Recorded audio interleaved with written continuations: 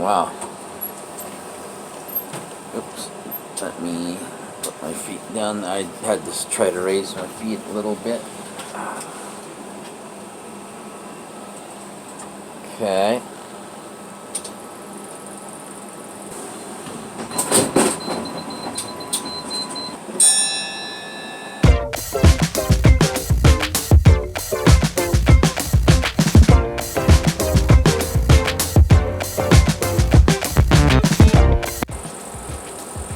So if you're in here, all you'd have to do is hit the button right over here, and then you can start going again. Let me see. I'm kind of. Oops.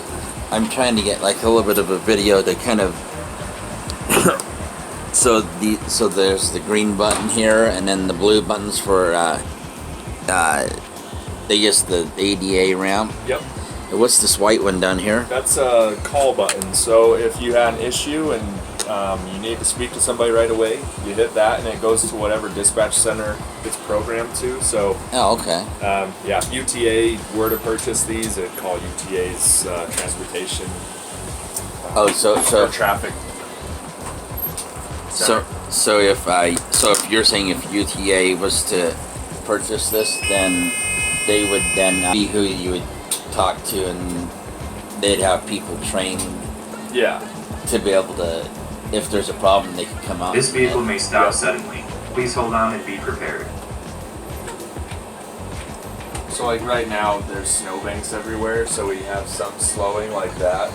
Oh, because the snow, it's... Yeah. I went along the route and kicked off some of the snow to make sure that we get a little bit of a smoother ride for you. Oh, okay. Yeah, right here there's another just tall piece of snow, so I actually left this here on purpose, so you'll feel us crawling. We're barely moving right now, and this is what happens when there's something in close proximity to the route. The shuttle will inch by it just to ensure that it's not, a living thing that's going to dash in front of the vehicle. But you said that if the shuttle actually has, what do you call those? Like cameras that can actually detect whatever it is. Yeah. So that's part of our plan going forward. Hopefully this year we can get it implemented where when there's snow, when there's snow falling, rain, the leaves blowing across the road, anything like that, the camera will be able to see it, and it will tell the LiDAR, no, this is okay. We can continue on the track, so we won't have slowing and stopping for insignificant things like that. I was gonna say, do you guys have any videos of this actually operating, or? Yeah. We've got videos. I think on Instagram we've posted several videos with, I think it's the hashtag #EasyMile. Did you say this can go up and down hill as well? Oh yeah. When we were over at the University of Utah, that whole route was up and down the hill. And handled it just fine. So it was just that chain you said you had to get replaced, the link, I guess? Yeah, so the chain on the, I'm going to get out here real quick so I can... Now approaching the station. Exit here for mountain expo 1 and 2. There's some snow out here that prevents the vehicle from getting all the way to its stop, so I'm just going to kick it out of the way real fast. Alright. But yeah, the chain, so this is operated with two chains on either side of the ramp that deploy it, and on one side, one of the links broke, so we just had to get a new one, and it proved to be a lot more difficult than we thought from the ramp manufacturer. So level 5 is more of a on-demand. So that's the one that will be able to generate its own route, basically. So this one can't generate its own route. So like if someone had an app and they just called the vehicle and they were just standing on some random corner, it would actually be able to go, oh, I know how to get there, and it would just follow. Now approaching the station. Exit here for Mountain Expo 1 and 2. It can be similar to just using an Uber or MapQuest, where you put in one address and you put in where you want to go, and the vehicle will be able to work out how it's going to perform that. It'll figure out what the different pathways they can take, depending on if there's other cars on them, and Yes. Yeah. And then just different sensors that are. Yeah. So that's level 5. So potentially, if let's say like if a building was designed the right way, one of these could actually potentially drive right into the building and into a bay where someone could get on and off, like in an office building, so they wouldn't have to stand out in the cold or the heat. Yeah, and if you think about it that way, then once far off in the future, once people have started giving up exit here for Mountain Expo the 3. want to have your own private vehicle, all those parking garages underneath existing structures will most likely become just bays where the vehicles will be able to come pick you up and take you to the next destination. Or a certain amount of those could be designated for these.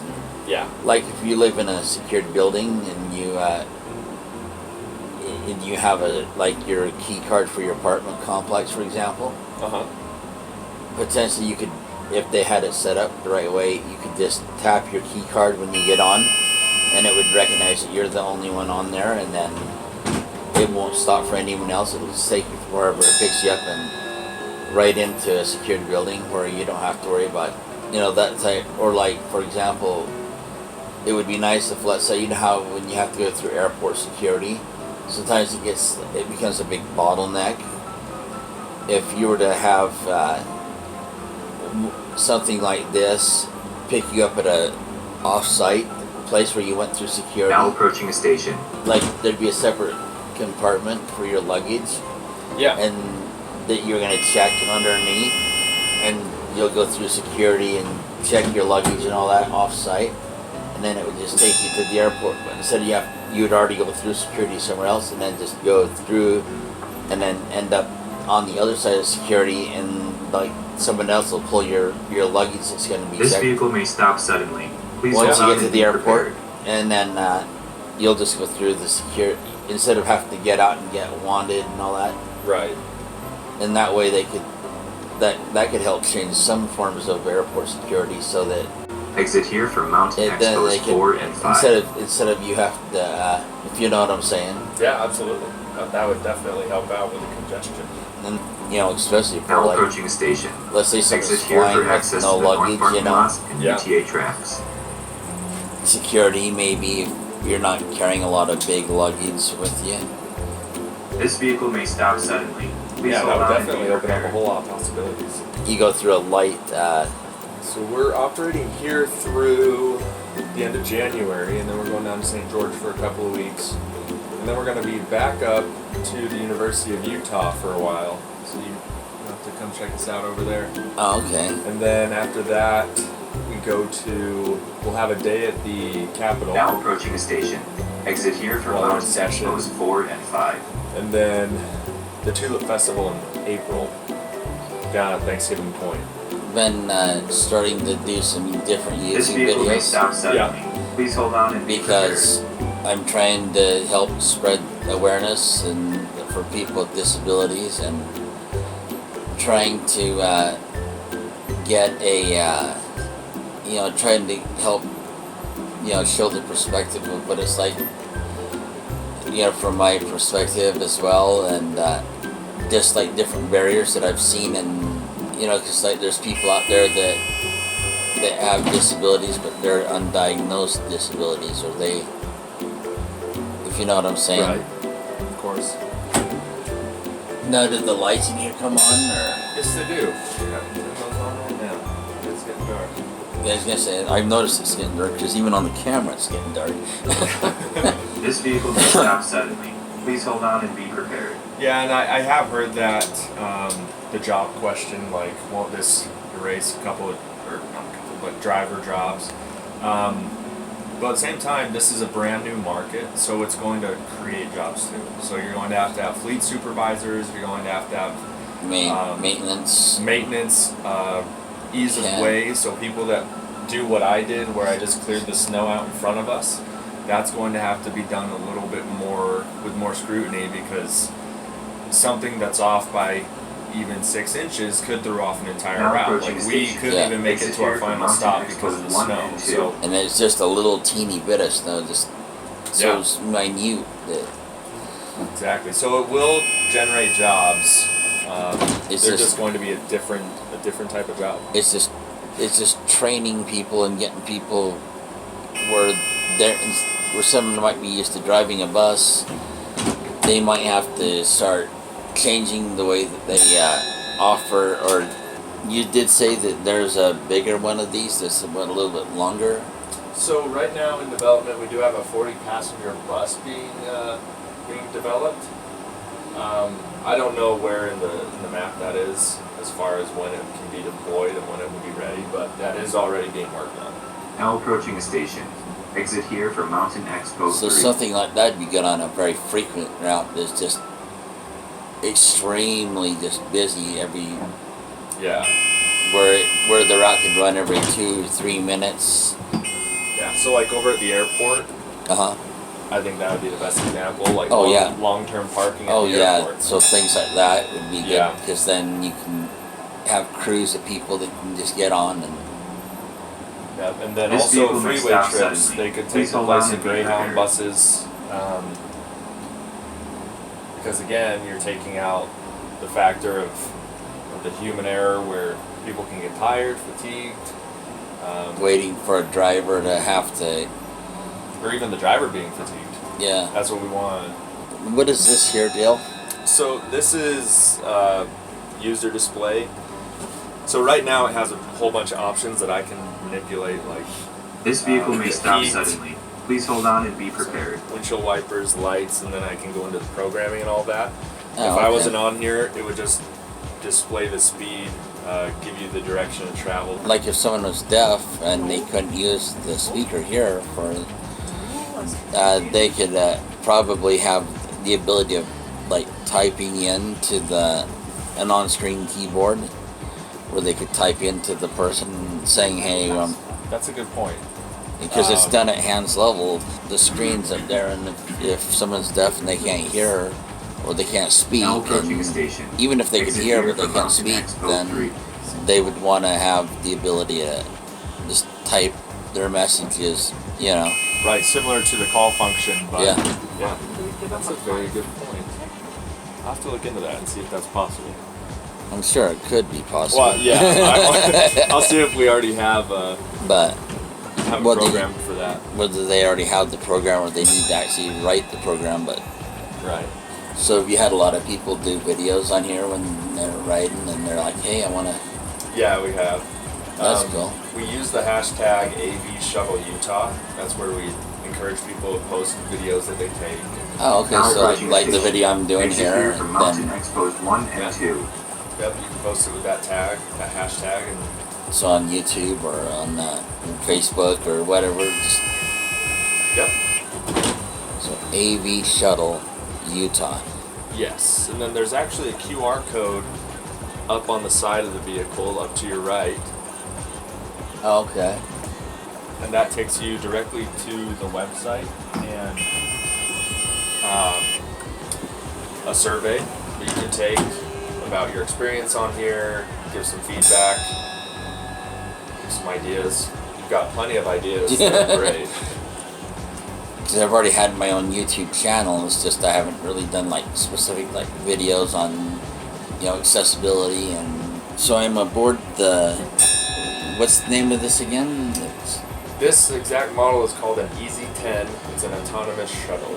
So the EZ10 autonomous shuttle, and what's the name of the company that you're with? The company that produces this is Easy Mile. They're based out of France. Okay, and right now this is a test ride.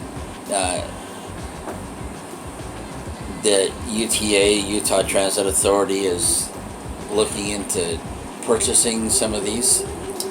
Yeah, so they're doing research on how the public responds to this type of technology, and then also how this could fit in with the existing public transportation. So existing tracks lines and bus lines, how we could insert this into there and hopefully make people's transit a little bit more easier and bridge that first mile and last mile gap.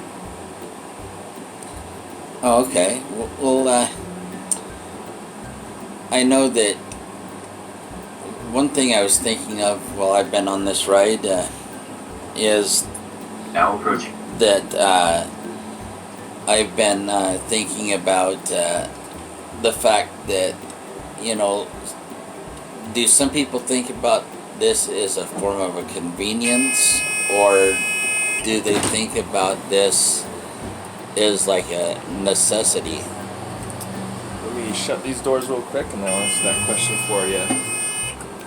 Okay, so I've heard both parties. I've heard people that feel that this is a nice convenience. Some people feel that it's a novelty for certain entities, that certain companies could buy this and it would just increase their image, their portfolio. But then there have been people that have utilized it. We were over at the Center for the Blind and Visually Impaired and the State Tax Commission, and some of those individuals that used it absolutely loved it. We were able to take the visually impaired from near a track stop about half a mile to the actual Center for the Blind. And by doing that, we basically negated the risk that they would have walking down the side of the street.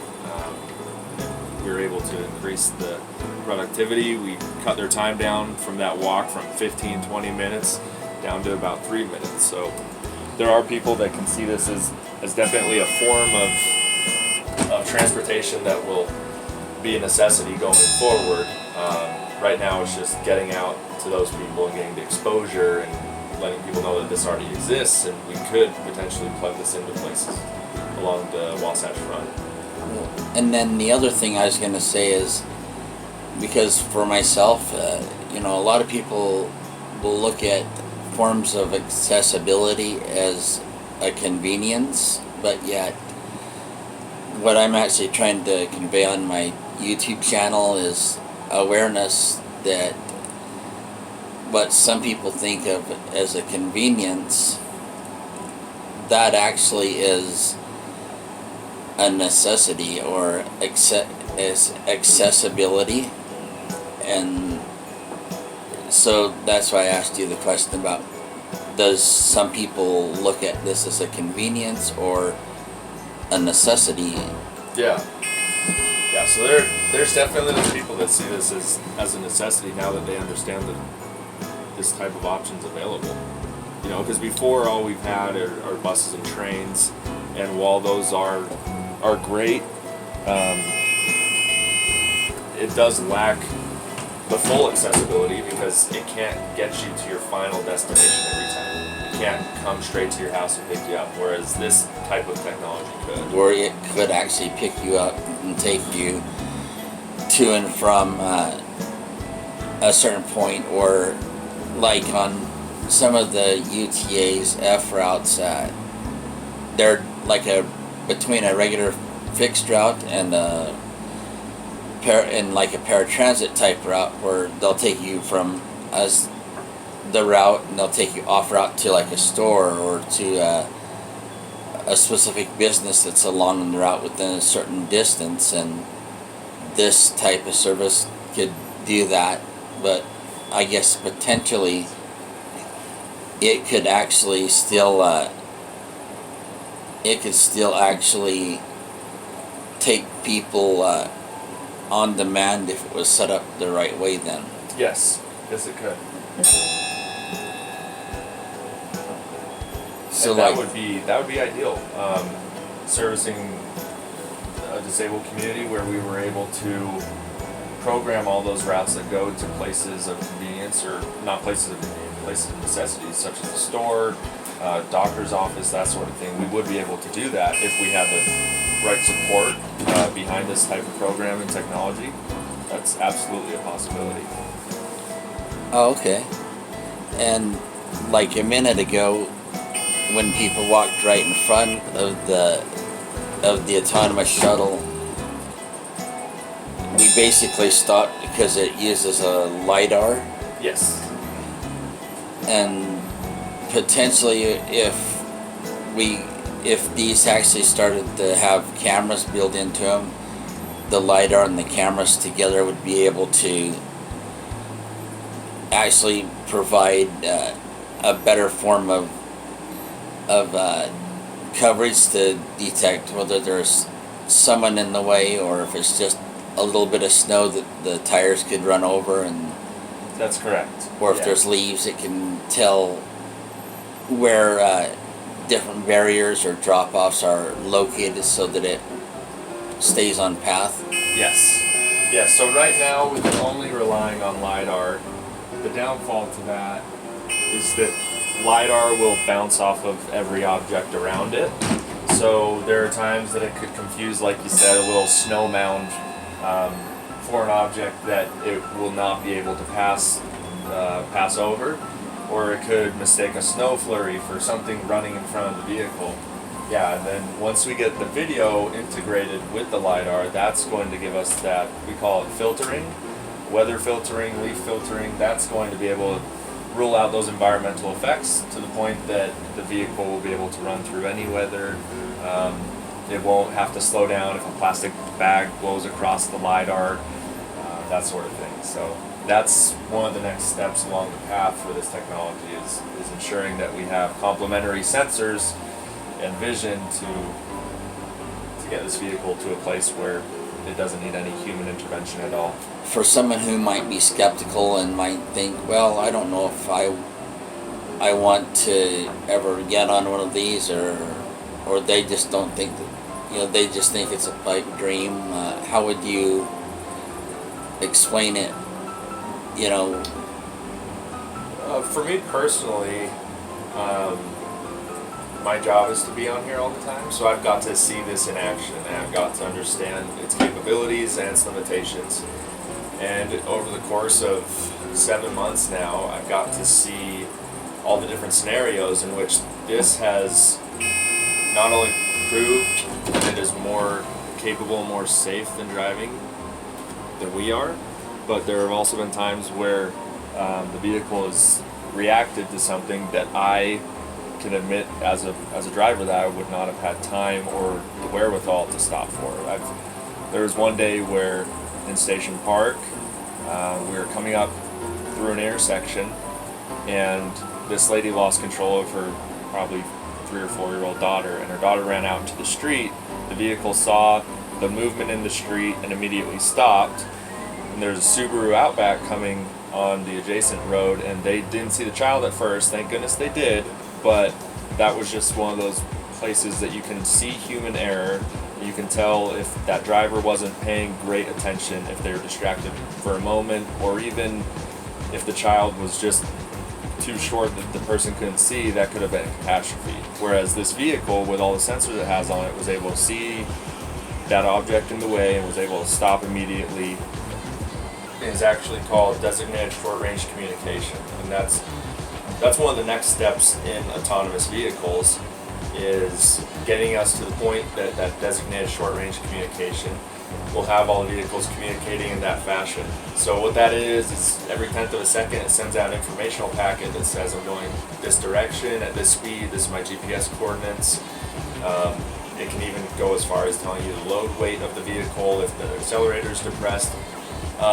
When the brakes are engaged. Exactly. Yeah. So once that is realized, once we've sorted that out, because it is definitely an in development type of stage right now, that's when exactly what you're saying will take place, where this vehicle will see that there's an object in the roadway and will basically instantly, 1/10 of a second later, send out that informational packet to all the vehicles in the vicinity, and they all respond to it as soon as they get that packet. Whether it's one of these same type of vehicles or other autonomous vehicles, could potentially be set up with a universal system where if something's wrong, it automatically can let everyone else on the road know, and even a non-autonomous vehicle that's still driving on the road, but yet, because I'm sure there's a lot of people that are like, well, how are you going to drive with something that's driving on its own, and how do you drive around it? So I'm not entirely sure how the rollout will be done. I would assume that they would have DSRC in our privately owned vehicles that we're still operating when it starts to roll out initially, just for data purposes, but then also so we can see how people will respond to receiving all that input. And that's the problem, is it's going to be so much input that us as humans won't be able to process it all. Because if you think about it, when you're on the road space, say a tire blows out on a vehicle, well, every vehicle around that with DSRC is going to receive that information, like this car in this lane just slowed down by this much, and it'll instantly fire that out. So as a human, it would be very difficult to be able to receive all those different inputs and then make a reaction to it. That's why we probably still rely more on the vehicle's processing power. I would assume it'd be something more akin to Tesla, their autopilot, where you're still involved, but it can make some corrections. It won't take all control away from you, but it can make some inputs that would assist you in driving. I think that's how it will probably be done. So like it'll start out where it'll just give you a notification saying something's wrong, and then you, as a driver, you'll have to start looking for whatever is wrong until that gets more advanced, and then from that point, then it'll start. From that point, it'll start to get, and as more people get used to the service and they get used to more autonomous vehicles on the road, then I guess you're saying that it'll eventually just more and more autonomous vehicles be on the road versus your traditional vehicle then.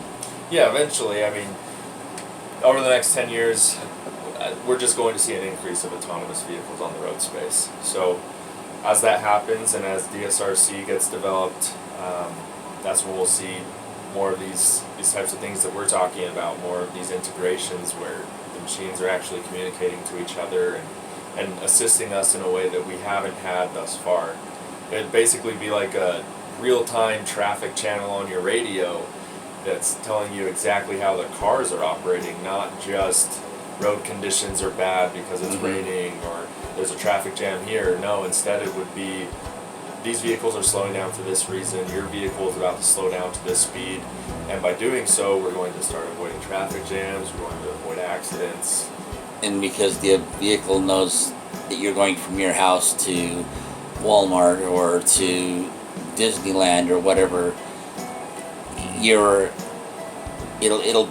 it knows where you're going, and if there's a pile up or congestion, then it'll move off to a different road, go down that road, and then go back over to the road you need to go to and get you around those then. That would definitely be what we'd want it to do. I mean, make those real-time decisions where it's responding just like that, yeah. So similar to how your Google Maps works, just say there's congestion here, so it might alter your route. Oh, okay. Well, I really like these.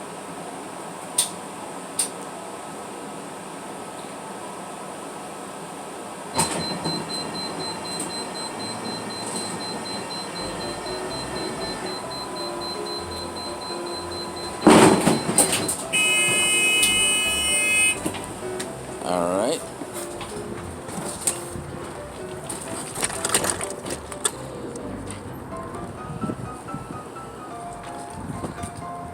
All right. Sorry, I have to get a little close. I just put my foot here to make sure the ramp doesn't have any give in it. Oh, okay. So the video is pretty close to you. But okay. All right. Well, thank you. Yeah, you're welcome, Adam. I'm so glad that you got to come down and experience it finally. But it looks like from the outside, which is actually really cool, that's the shuttle. Please like, share, subscribe, and comment.